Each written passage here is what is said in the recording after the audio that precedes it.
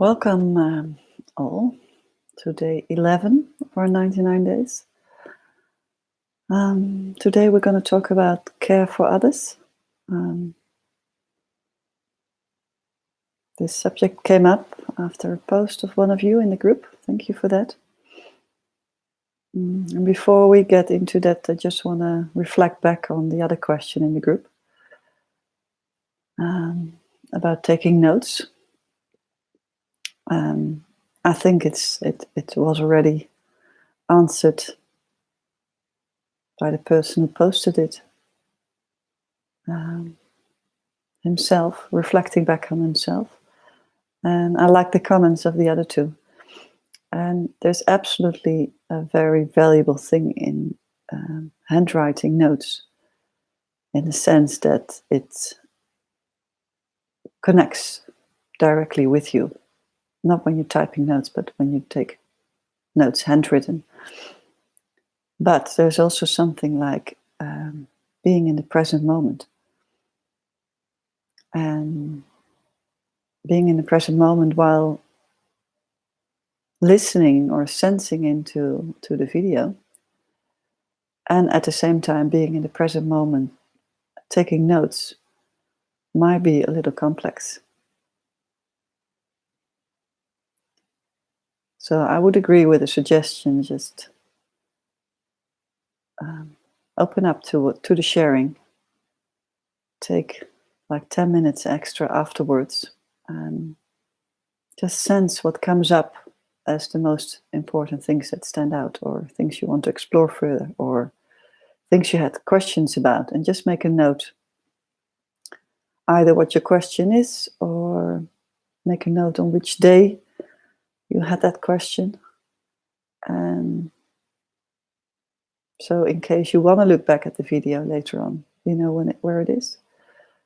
And in my experience, no, you don't look back at the notes, because this is not about understanding with the mind.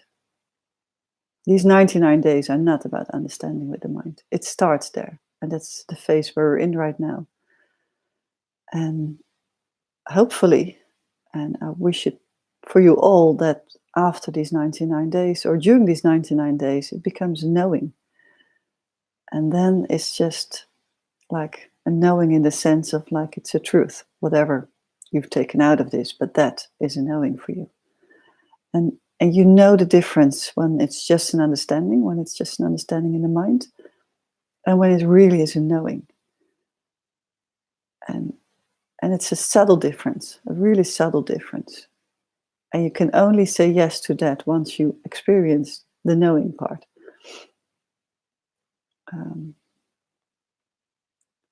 So it's absolutely great if you get full understanding in this stage, in this phase of, like, after 10 days of different perspectives and opening up to them. That's absolutely the first step. And then I would almost say trust your intelligence, trust your and then I mean your complete intelligence, all your different intelligence systems within your body, not just the cognitive intelligence, but also your sensing intelligence, your body intelligence. Just trust it, and the intelligence of the heart, that it will ultimately show you this level of knowing. And then again, that's why it's so important to practice, to open up our senses, to open up our heart, to really embody it, integrate it. So you get out of the exercise and the talking of the mind telling you, I know it, but that's understanding. And of course, this is semantics, using words, but I hope you get the difference. So I think the best example is reading books about this topic, or even listening to these videos, and just listen to it and not reflecting back and becoming aware of what's happening within your life. And secondly, apply it into your life. Feel the difference in reacting, feel the difference in taking different actions, feel the difference in becoming aware what the difference is, where still the ego comes in and where there's a pure heart sense coming in.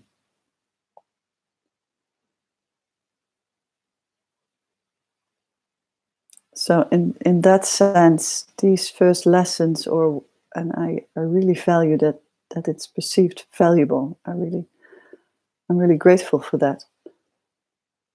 But you will in during this 99 days, you will take it in differently, ultimately.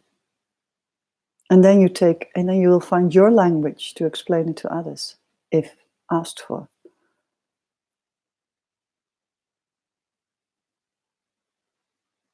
That's for sure. You will not use the same words as I'm using. You might use the same pointers as I'm using, but you will develop your own language around this.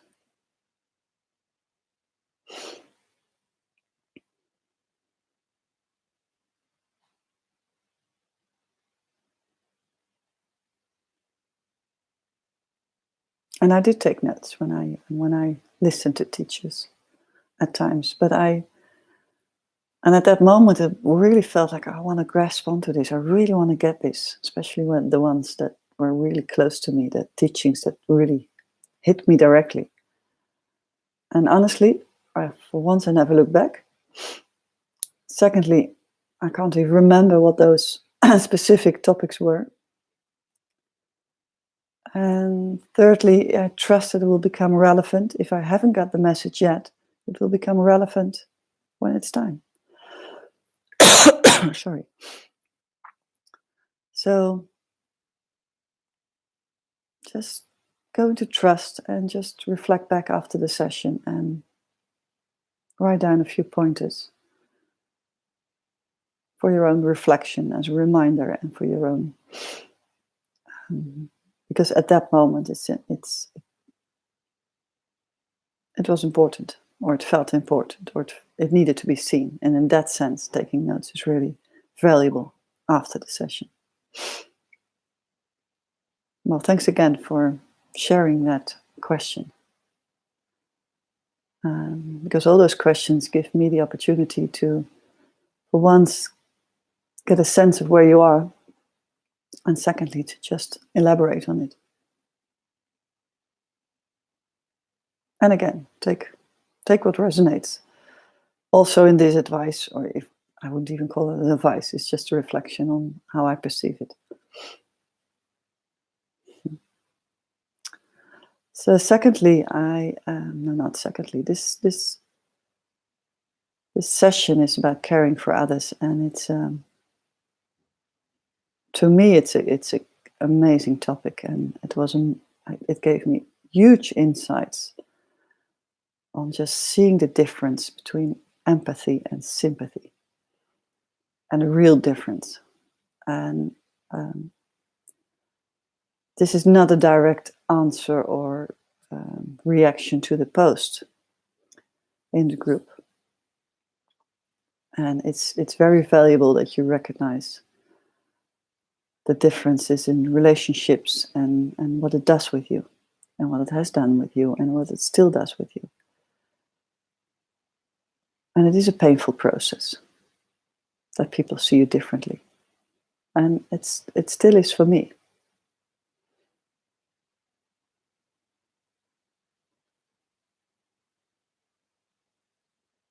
But it's so much softer now than it was years ago.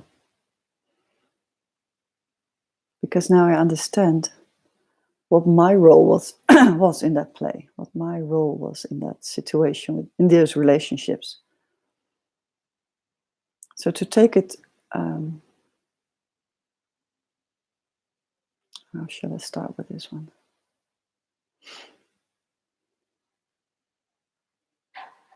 I've briefly shared about the different frequencies in our first session. That the different frequencies showing different actions. And when you're in the lower frequencies, and I will take one separate session just to and use the whiteboard again, to just explain those, make a very clear distinction between the frequency, because it helps. just for understanding. But roughly you could say there are low frequencies where you feel like you're in victim and in conflict mode a lot of the times. And they're really high frequency, the other spectrum, where it's complete unconditional compassion and love. And somewhere in the middle, there is this dominance in that frequency of really opening up to others and caring for others. And a lot of people have that natural. They just are focused on others and care for others. But still in that frequency, there is a part of you that is still exuding, sending out, vibrating lower frequencies as well. So let's take an example of a nurse. A nurse often loves to take care of people, loves to be there for the patients, to comfort them, to be practical in taking away pain and whatever is needed. And they really love their job. They're born as a nurse, you could almost say. But it could well be that in their personal development, in their personal growth, there's a lot of issues unseen still. And those unseen parts, and those might not have to do with their job or might have to do with their job, depending what it is. It doesn't really matter. And this is not about the changes in our health system where the job gets so intense because of other practical things. This is more about things you haven't just solved in your life. The patterns we've been talking about, the limiting beliefs, the inner critic voice that keep telling you that you're not good enough in something. So being that nurse, you might still have a lot of energy within you that's not completely cleared yet. So there might be this sense of not being seen because of past experience still in you. And although you give a lot, you're not receiving anything back because you're not able to receive. And in that sense, it gets disbalanced. Because you don't get out of your job what you actually need to fulfill that other part within you that's not fulfilled.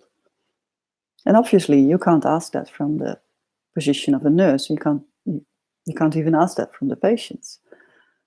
But energetically, this is what's happening. And although you might find yourself as the one who gives a lot, you get frustrated where you don't receive back what you need in your life. And that answer is probably not being found in the job.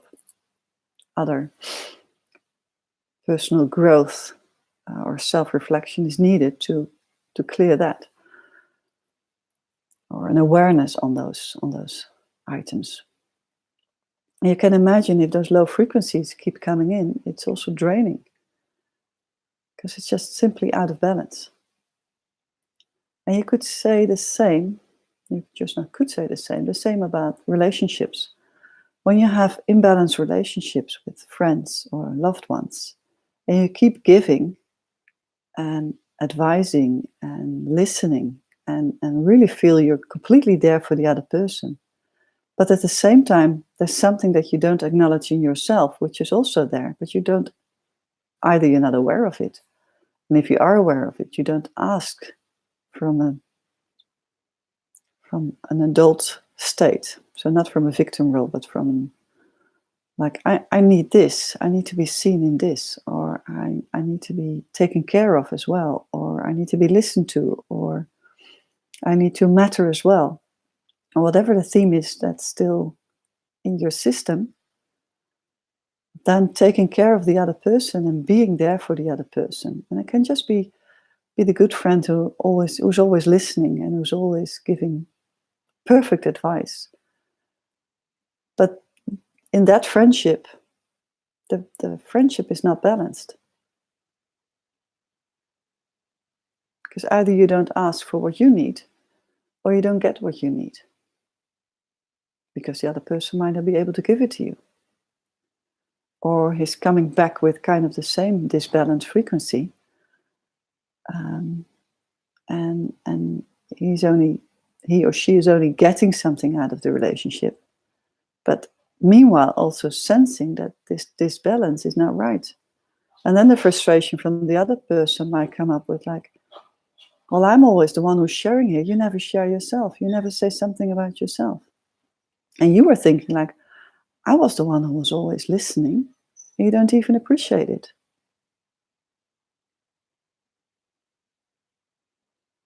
So it's very subtle. It really is very subtle what's underneath the relationship, either within you and within the other person, almost always is. So it's although intentionally it's very pure loving energy, or no, intentionally it's a loving energy, it's not a pure loving energy. And often people who are very good at this role of listening and being there for others, and I've been one for a long time,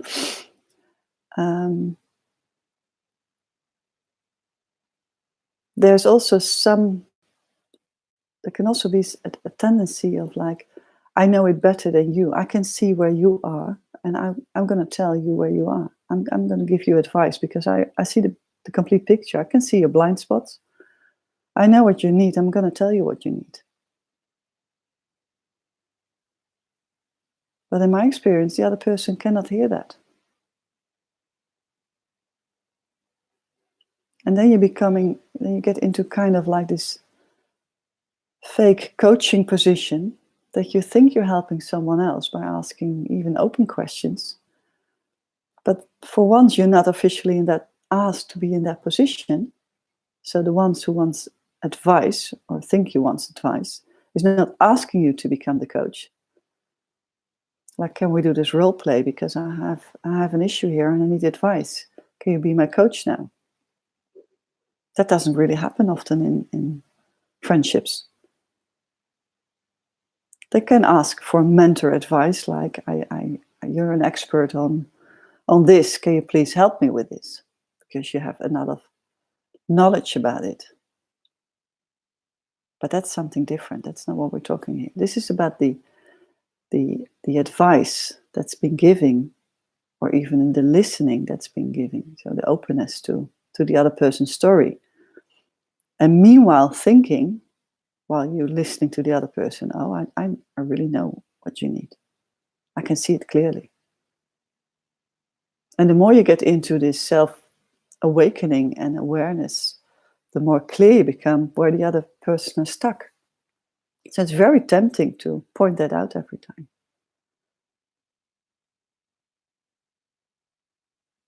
But it's not coming from a pureness. And if there's a disbalance in, I know it better and I know how to help you without even asking, but just giving help because from your perspective, that's the best help the person can need. You also keep that person in his low, unaware state.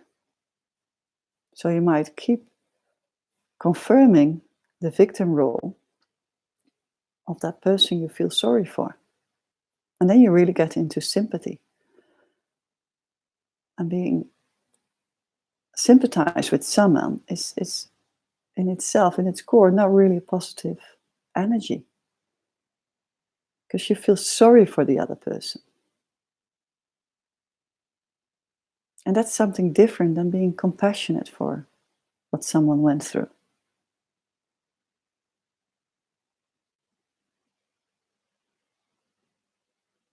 So it's really this difference in sense of, let's call it hierarchy. Like, I know it better. I know what you need. I can see you're struggling, but I have the solution. And there's this other caring person who's just opening, listening, and asking great questions. But the receiver, the one who is struggling, is actually not asking for advice because he's not ready for that, or she's not ready for that. he just wants to share his story, and he's still completely caught up in a narrow-minded vision on the situation.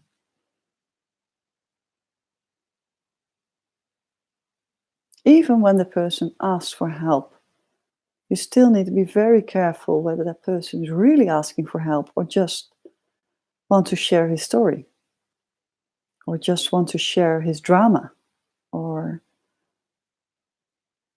because you can sense in that when someone's sharing his drama, it's not about the drama, but it's something like, oh my God, you have pain here for yourself, and there's a lack of self-love in this drama that you cannot open up to yet. And if in that moment I, as the one who sees that so well, would point that out, well, the person gets only more caught up in his drama and becomes more the victim. Because remember, when we're really in the victim role, we narrow down our perspectives. It gets very single focused. Just that's the only truth at that moment. There's no openness to listen to other perspectives. So acknowledgement and validation of where the person is at that moment is very valuable. And secondly, becoming very aware yourself what it is that your role or your role in this friendship also needs.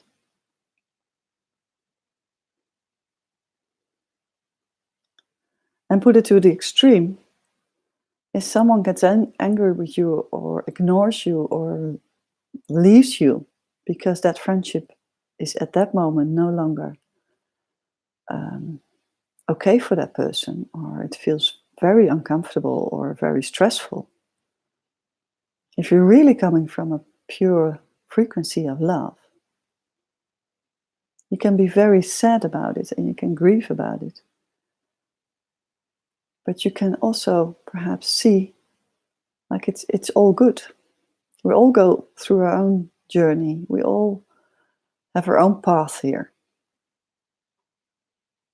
We need teachings, but we don't need teachers as such. Not unasked. We only need teachers when we ask for teachers. When we're ready. When the student is ready, the teacher appears.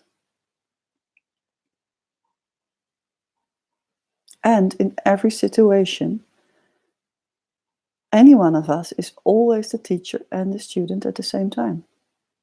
Because there's always a reflection back for yourself in any situation. Why am I hearing this story of the other person? And what does it tell? What does that story tell about me?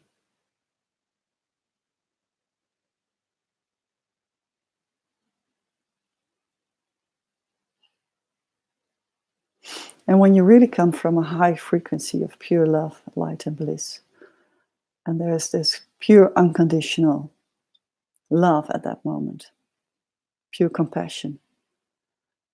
If then you see a person in trouble or in a low state, or you in a struggle, that's the better word of saying, then at that moment you can almost see the complete picture, because your awareness or your senses are so open. You can almost sense the complete picture, and at the same time you can also sense like, okay, this is where you're at, and how can I help you if there's any help needed? Not even by doing something, but by being there to kind of lift up this veil, so you can. Because if there's a pure knowing that everyone has the knowing within himself, and I strongly believe that. Every human being, whatever heavy your circumstance is, there's a pure knowing of what's true for you. And what's needed to learn for you, and what is needed to be seen, and what's needed to open up to.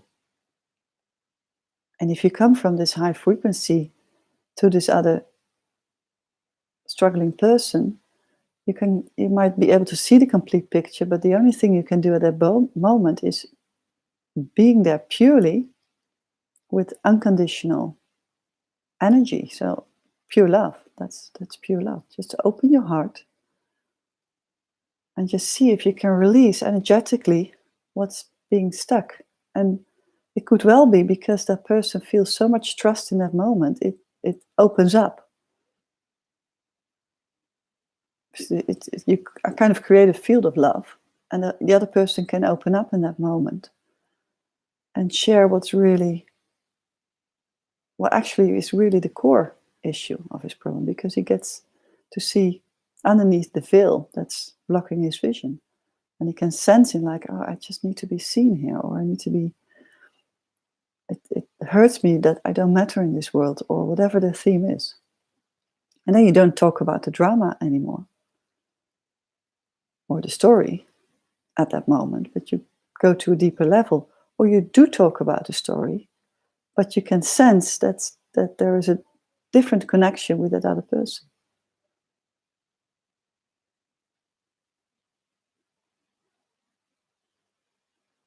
So in my belief, or in my truth, or in my experience, for healers, for coaches, for therapists, there's actually no doing in their role. There's just pure being, just opening up the field. Then, of course, it helps if you have skills to ask the question at the right time, at the right moment. Because when you can sense someone is opening up, or you can sense like, I sense pain or I sense anger, would you like to share something about that?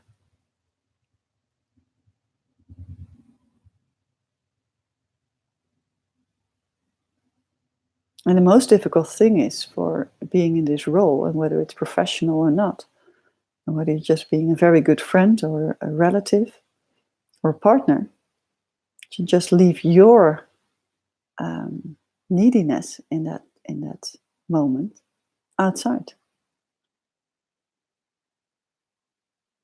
And the sentence for me helps, like, it's not about me here.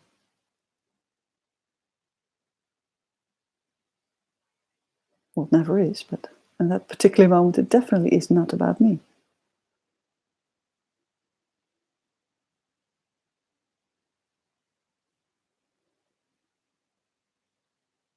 Because we talked about going from the person mind into more this empathic mind state. And you see a lot of people, also the ones who are kind of natural open to other people's, the more empathic people by birth, I would almost say. But you see a kind of an angel complex as well. Like, I'm the savior in this world. I'm going to help everyone because I've seen the light.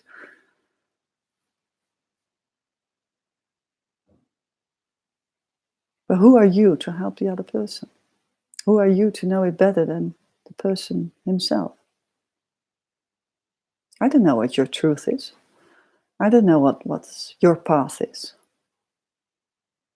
I can just share a reflection as open and unconditionally as possible. And then the fun starts, because then you get to explore. And then for me, as being very open, having an open system right now where lots of energies coming, frequencies coming in, more consciously, sorry. It sometimes it takes energy because it's a lot of different frequencies, especially living in a city. But at the same time, it's so valuable to be able to sense it at that level. But there's no doing for me there at that level. Even clearing energies, there's no doing in clearing energies. As soon as the doing gets in, the me gets in as well. Like, I want to solve this problem. That kind of me. I know it better.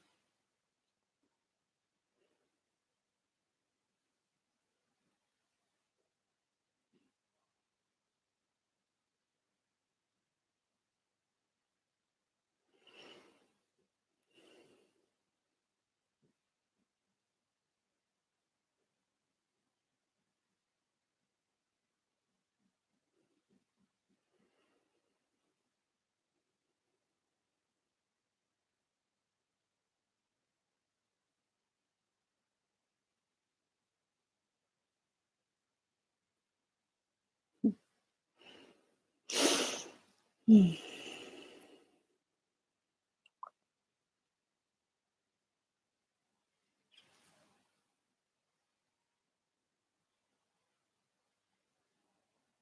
And for me, I think the biggest eye opener was, I don't know if the biggest one, but a great one was like seeing the fact that me helping in the wrong way was holding the other person in his position of not taking ownership of his own life.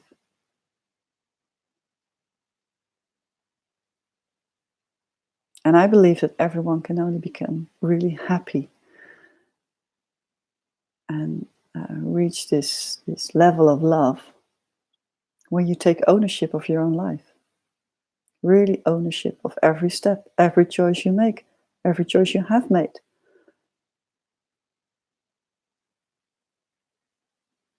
That's what I mean with ownership.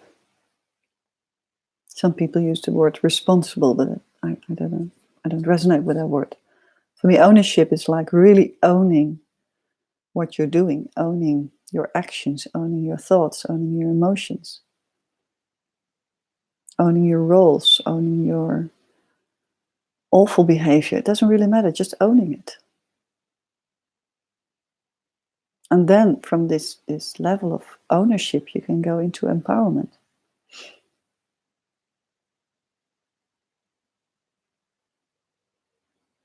And this is not like the pure selfish ownership, like I rule the world from my perspective and that's the only one that counts. I don't mean that kind of taking up responsibilities for everything because I know how it works. Not just ownership for yourself, but also acknowledge that there is ownership for the other one to take. And I think you'll be the best friend in any relationship or the best colleague if you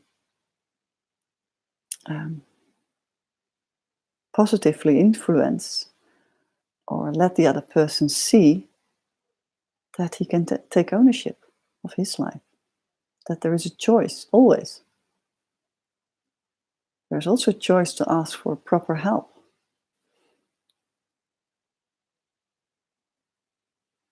And that asking for help starts with formulating the question like, what is the help I really need? And then you get back to ownership of getting clarity of what you need.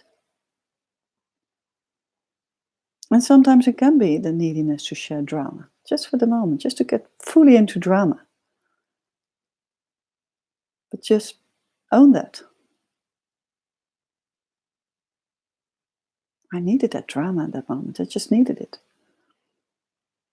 Because it released my system. Great.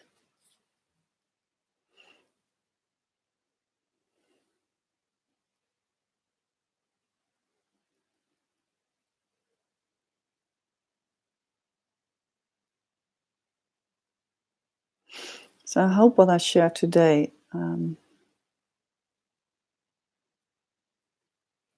gives some clarity on the subtle levels.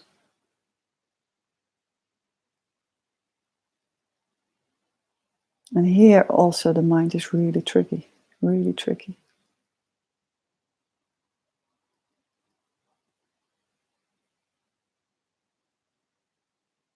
But trust that will open up.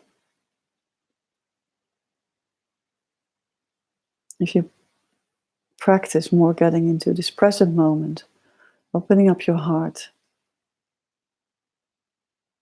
opening up to just being. And there can be a chatter mind still there when you're in this state of being. But the longer you practice, the less loud that chatterness is, or that chatter is.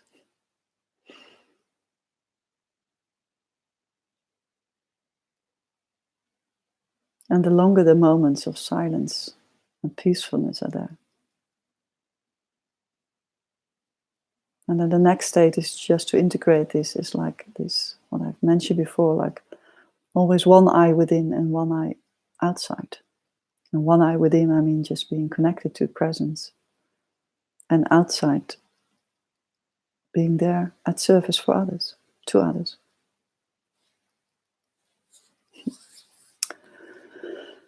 Okay.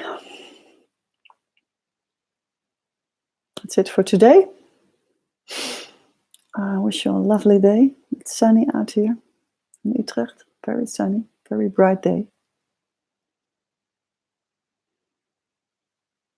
If you have some sun around today, try to get some pure sun in. The sun seems to be very strong on Earth, stronger rays than it has ever been before. And it's a beautiful, pure light to take in. Very healing and energizing. So I hope you have time to do that. Perhaps take a little walk during a break at your work. Or just lucky me who can work outside all day with my laptop in the sun. Okay. Thanks for watching, and I'll see you tomorrow. Bye.